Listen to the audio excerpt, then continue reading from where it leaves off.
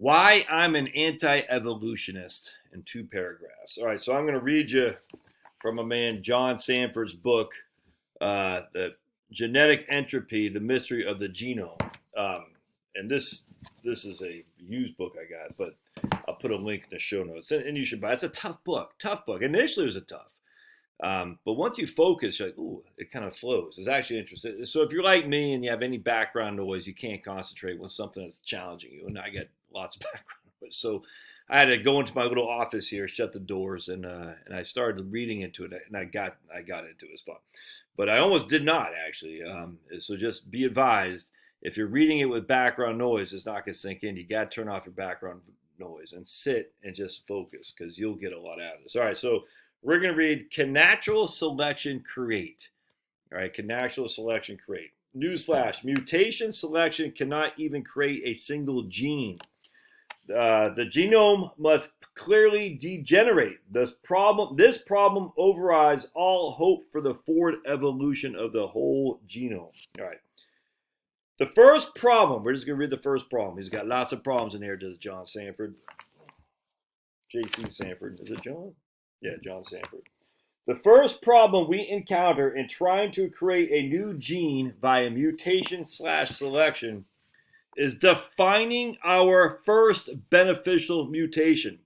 By itself, no particular nucleotide, A, T, C, or G, the DNA, has any more value than any other, just as no letter in the alphabet has any particular meaning outside the context of other letters. So selection for any single nucleotide can never occur except in the context of all the surrounding nucleotides. In fact, within the context of the entire genome. Like changing a letter within a word or chapter, the change can be only evaluated by the context of all the surrounding letters. We cannot define any nucleotide as good or bad except in relation to its neighbors and their shared functionality. This brings us to an excellent example of the principle of irreducible complexity. In fact, it is irreducible complexity at its most fundamental level. We immediately find we have a paradox. To create a new function, we will need to select our first beneficial mutation. But we can only define that new nucleotide's value in relation to the neighbors. Yet to create any new function, we're going to have to be changing the neighbors as well. We create a circular path for ourselves. We will keep destroying the context we're trying to build upon.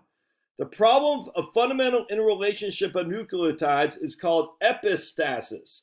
True epistasis is essentially infinitely complex, and virtually impossible to analyze, which is why geneticists have always conveniently ignored it. Such bewildering complexity is exactly why language, including genetic language, can never be the product of chance, but requires intelligent design. The genome is literally a book written literally in a language, and short sequences are literally sentences. Having random letters fall into place to make a single meaningful sentence by accident is numerically not feasible. The same is true for any functional strings of nucleotides. If there are more than several dozen nucleotides in a functional sequence, we know that realistically they will never just fall into place. This has been mathematically demonstrated repeatedly. But as we'll soon see, neither can such a sequence arise randomly, one nucleotide at a time. But as we'll soon see, neither can such a sequence arise randomly, one nucleotide at a time. A pre-existing concept is required as a framework upon which a sentence or a functional sequence must be built. Such a concept can only exist within the mind of an author. Starting from the very first mutation, we have a fundamental problem, even in trying to find what our first desired beneficial mutation should be.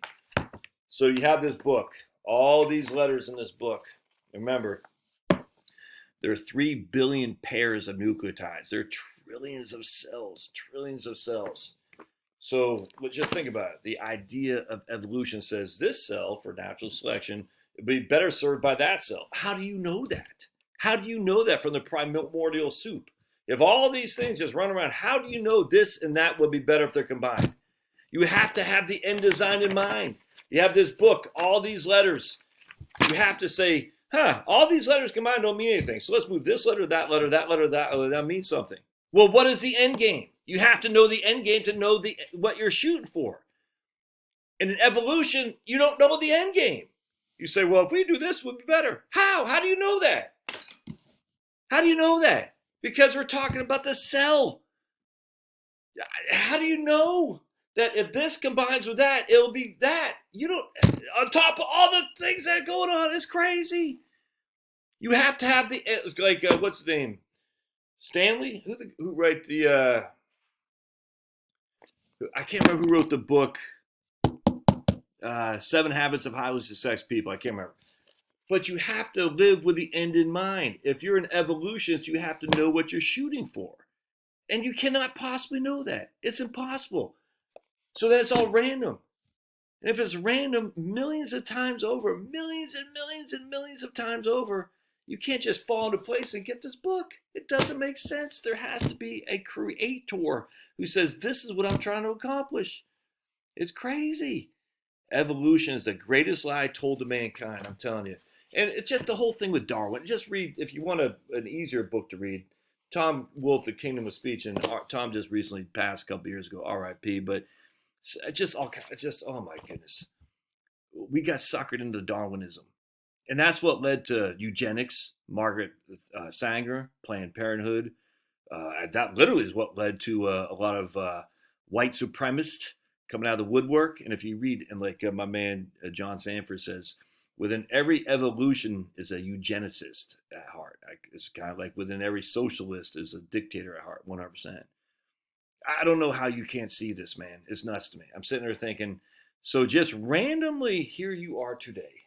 Just randomly. We haven't gotten to the numbers of the mathematical impossibility of all this to happen. Just one day, boom, and then, freaking how many years later, here we are. It's nuts. It's nuts. You have to start with the end in mind. And the only thing that can start with the end in mind is an intelligent creator. That's it.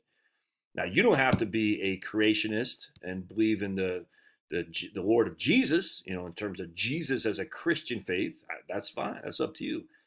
You can believe whatever you want. You don't even have to believe in an Abrahamic religion of Judaism, Muslim, or Islam, or Christianity. You can believe whatever you want. But the idea there is no intelligent designer, you're skating on thin ice, man. And yet we've been told this and told this and told this and hammered and hammered and hammered to say if you're an anti-evolutionist, you're a nut. Which is good. That's where you want to be. That's where you want to be, because that's what they say about everything. When the house of cards is fallen, they'll even get more and more radical, and chastise you for believing in the house of cards. But I tell you, just get books like, I got so many books on this. Darwin's Doubt over there by Darwin's Doubt was by Stephen Meyer from the Discovery Institute out there in Seattle. Just tons of quality stuff you can read that will tell, and you can watch on YouTube, and you'll say, it doesn't make sense. If it doesn't make sense, and there's an easy way to challenge it, why are we acting like this is proof? It's solid. It cannot be debated. And then you look at the evolutionists themselves, they don't even have their own story straight. So if they don't have their own story straight, it's inherently not science in terms of, well, we know for a fact. You don't. So then you're like, well, you don't even have your own story straight. Why would you not at least allow the idea of intelligent design? Because they can't have a intelligent being that can't, the nose of the camel can't get in the tent. And they know that. And they've done such an astounding job over the last 150 years of getting rid of the intelligent design.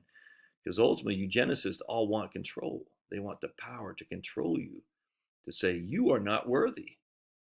So you need to, I'll let you figure it out. All right, we'll see you.